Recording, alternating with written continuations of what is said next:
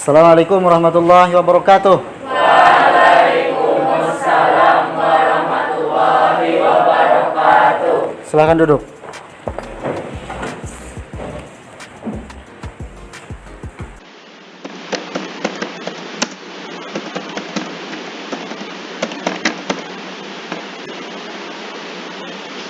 Baik, untuk mengawali pelajaran kita hari ini, mari kita sama-sama berdoa. Siapa yang mimpin baca doa? Silakan.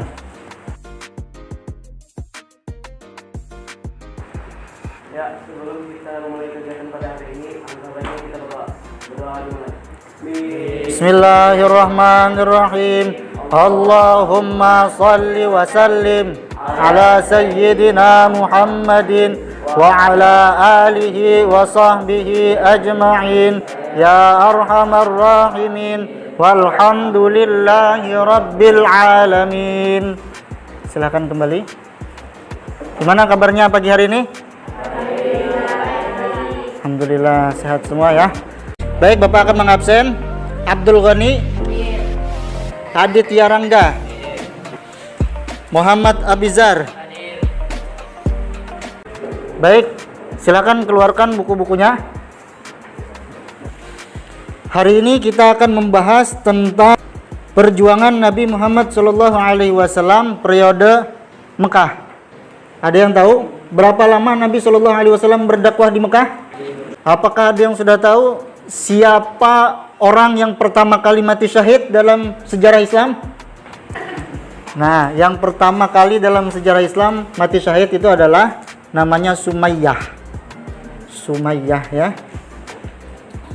Jadi kita penting mempelajari sejarah ini supaya kita bisa bersyukur, karena perjuangan Nabi SAW itu untuk menyebarkan agama ini bukan main-main.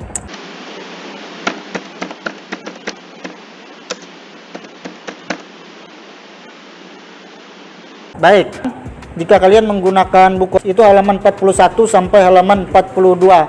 Silahkan dibaca tentang dakwah Nabi Muhammad SAW periode Mekah. Bapak beri waktu 5 menit untuk membaca.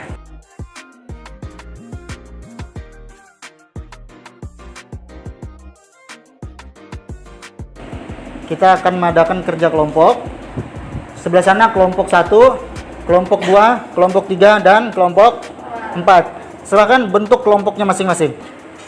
Kelompok 1 mendiskusikan tentang orang-orang yang pertama kali masuk Islam. Kelompok 2 mendiskusikan tentang proses dakwah Nabi Muhammad SAW periode Mekah. Kelompok 3 mendiskusikan tentang tantangan Nabi Muhammad SAW berdakwah di Mekah. Dan yang kelompok 4 mendiskusikan tentang pemboikotan kafir Quraisy terhadap umat Islam. Waktu untuk berdiskusi Bapak beri 10 menit.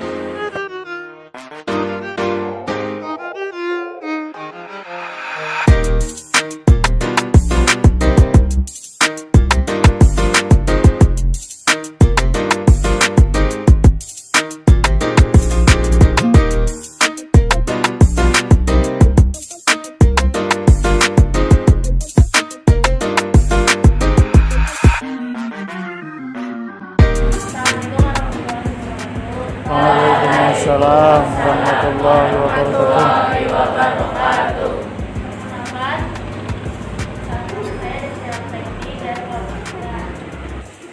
Berikutnya silakan kelompok 1. Ya, Abu Bakar, Ali bin Abi Thalib, Zaid bin Harithah, dan Ummu Aiman.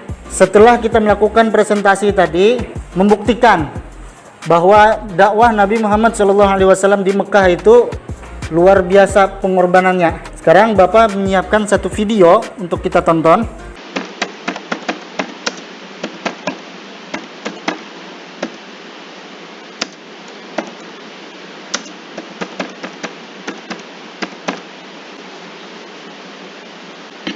Warahmatullahi wabarakatuh. Hamdan wa syukran lillah, wassalatu wassalamu ala rasulillah, la nabiyya ba'dah. Alhamdulillah, dalam kesempatan ini saya kembali berbagi sebuah video yang berjudul dakwah Nabi Muhammad SAW di Mekah. Ketika kita berbicara tentang Mekah, pasti yang akan menjadi sorotan adalah Masjidil Haram. Pertanyaannya, apakah dulu Masjidil Haram seindah sekarang? Ini adalah ilustrasi dari Masjidil Haram dan Ka'bah yang masih utuh hingga sekarang. Namun, di sekeliling Ka'bah pada zaman jahiliyah dulu terdapat 360 berhala yang menjadi sesembahan orang-orang kafir Quraisy, dan ada 4 berhala besar yang diletakkan mereka di 4 pojok di dalam Ka'bah yang mereka beri nama Lata, Uzza, Manat, dan Hubal. Dan semua berhala-berhala tersebut itu hancur berjatuhan tepat saat kelahiran Rasulullah Sallallahu Alaihi Wasallam, yaitu pada tanggal 12 Rabiul Awal. Baik, kita akan masuk pada materi tentang dakwah Nabi Muhammad Sallallahu Alaihi Wasallam di Mekah. Perhatikan, ini adalah Jabal Nur, yang mana di sana terdapat sebuah gua yang bernama Gua Hira. Sebelum Nabi Muhammad SAW diangkat menjadi Nabi dan Rasul, beliau sering mengasingkan diri ke gua ini. Maka tepat pada usia 40 tahun, yaitu pada tanggal 17 Ramadan 13 tahun sebelum Hijriyah, atau bertepatan pada tanggal 10 Agustus 610 Miladiah, Nabi Muhammad SAW bertemu dengan Jibril alaihissalam dan menerima wahyu pertama, Quran surah Al-Alaq ayat 1-5. Setelah pertemuan itu, Nabi Muhammad SAW pulang dan minta selimuti dengan istri tercinta, yaitu Khadijah Al-Kubra. Saat Nabi Muhammad SAW dalam keadaan berselimut, Jibril alaihissalam turun membawakan wahyu yang kedua dari Allah Subhanahu wa taala, yaitu Quran surah Al-Muddatsir ayat 1-7. A'udzu billahi minasyaitonir rajim. Ya ayyuhal muddatsir qum fa'anzir wa rabbaka fakabbir wa thiyabaka fatahhir war rujza fahjur wa la tamnun tastakthir wa li rabbika fasbir. Wahai orang-orang yang berselimut, bangunlah, lalu berilah peringatan dan agungkanlah Tuhanmu dan bersihkanlah pakaianmu dan tinggalkanlah segala perbuatan yang keji, dan janganlah engkau memberi bermaksud memperoleh balasan yang lebih banyak, dan karena Tuhanmu lah bersabarlah. Quran surah Al-Muddatsir ayat 1-7. Karena saat itu Islam masih dalam keadaan lemah, akhirnya dakwah pun dimulai dengan cara sembunyi-sembunyi. Tempat yang Nabi SAW pilih untuk berdakwah adalah rumah Arqam bin Abi Arqam Al-Makhzumi. Adapun orang yang pertama kali masuk Islam saat itu disebut dengan As-Sabiqul Awwalin, yaitu Khadijah Al-Kubra, Abu Bakar, Ali bin Abi Thalib, Zaid bin Harithah, dan Aiman. Namun setelah hampir 3 tahun dakwah secara sembunyi-sembunyi, akhirnya Allah Subhanahu wa taala menurunkan surah Asy-Syu'ara ayat 214-215 yang berbunyi, wa anzir ashiratakal aqrabin wakhfid janahaka liman ittaba'aka minal mu'minin, yang artinya, dan berilah peringatan kepada kerabat-kerabatmu yang terdekat, dan rendahkanlah dirimu terhadap orang-orang yang beriman yang mengikutimu. Quran surah Asy-Syu'ara ayat 214-215, yang mengandung makna perintah mengisyaratkan Islam diproklamirkan secara terang-terangan. Namun setelah Islam disyiarkan secara terang-terangan, tantangan dakwah mulai bermunculan, mulai dari bujukan Abu Talib untuk meminta Rasulullah SAW menghentikan dakwahnya, tawaran harta berlimpah, wanita-wanita cantik, hingga kedudukan yang tinggi. Namun semua itu tidak menggiurkan Nabi SAW, dan beliau pun menjawab, seandainya kalian letakkan matahari di tangan kananku dan bulan di tangan kiriku, aku tidak akan pernah meninggalkan dakwah ini. Kegagalan kafir Quraisy itu makin menjadi-jadi. Budak-budak mereka yang masuk Islam dibunuh dan disiksa. Seluruh pengikut Nabi SAW selalu diteror dan diancam agar menolak ajaran Nabi Muhammad SAW. Namun mereka sangat teguh dengan keimanannya, walaupun nyawa sebagai taruhannya. Kegeraman orang-orang kafir Quraisy pun makin tak terkontrol dengan kekuasaan yang mereka miliki. Akhirnya mereka melakukan pemboikotan dengan membuat suatu undang-undang dan mengasingkan Nabi dan para kaum muslimin lainnya selama 3 tahun lamanya di celah-celah kota Mekah yang bernama Syi'i. di tengah padang yang tandus dalam alam terbuka, jauh dari makanan dan minuman, hingga banyak kaum muslimin yang terkena penyakit dan wafat di sana.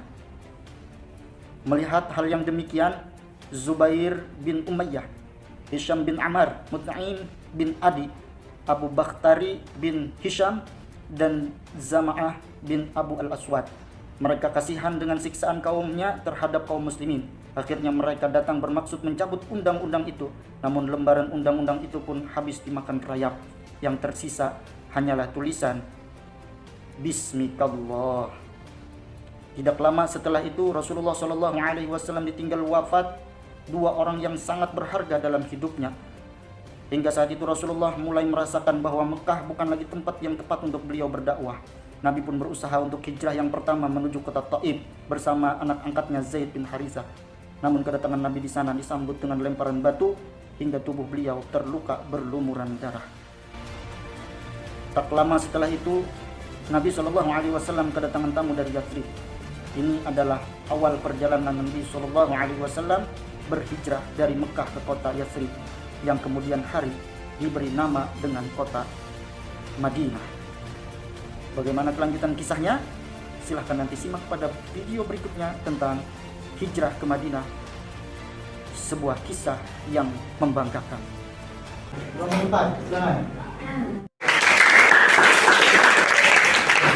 Abu Quraisy mencoba menyuruh Paman Abdul Thalib untuk menghentikan dakwah Rasulullah.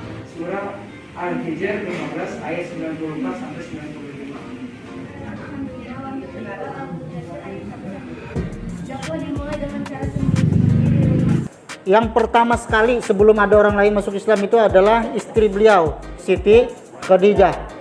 Yang kedua yang mengikuti beliau sahabat terdekat Nabi, Abu Bakar As-Siddiq. Berikutnya Ali bin Abi Thalib. Berikutnya lagi Zaid bin Harithah. Allah Subhanahu wa taala berfirman dalam Al-Qur'an surah Al-Muddatsir ayat 1 sampai 7 yang isinya adalah perintah untuk menyampaikan dakwah. Karena waktu itu Islam masih lemah, akhirnya dakwah diselenggarakan dalam cara sembunyi-sembunyi, diam-diam. Nah, kecuali pada ketika Allah firmankan dalam Al-Qur'an surah Asy-Syu'ara ayat 214 sampai 215, ini adalah perintah untuk dakwah secara terang-terangan. Akhirnya satu-satu cara yang digunakan mereka adalah menghisar, memboikot. Akhirnya Nabi SAW diboikot dan diasingkan di satu tempat. Nah, di tempat tersebut selama 3 tahun itu nagai kada ada yang dimakan. Bayangkan padang pasir, hendak bertukar kada ada yang akan menjuali. Hendak bertanam kada ada yang ditanam-tanam karena keluar dari rumah itu awak aja yang keluar. Kada dibolehkan oleh orang-orang kafir Quraisy itu membawa sesuatu dari rumahnya. Jadi dikeluarkan bang dari rumah, dikeluarkan dari kota. Pertemuan kita, minta reda Bapak jika ada kesalahan kekurangan. Kita akhiri sama-sama dengan membaca Alhamdulillah. Assalamualaikum warahmatullahi wabarakatuh.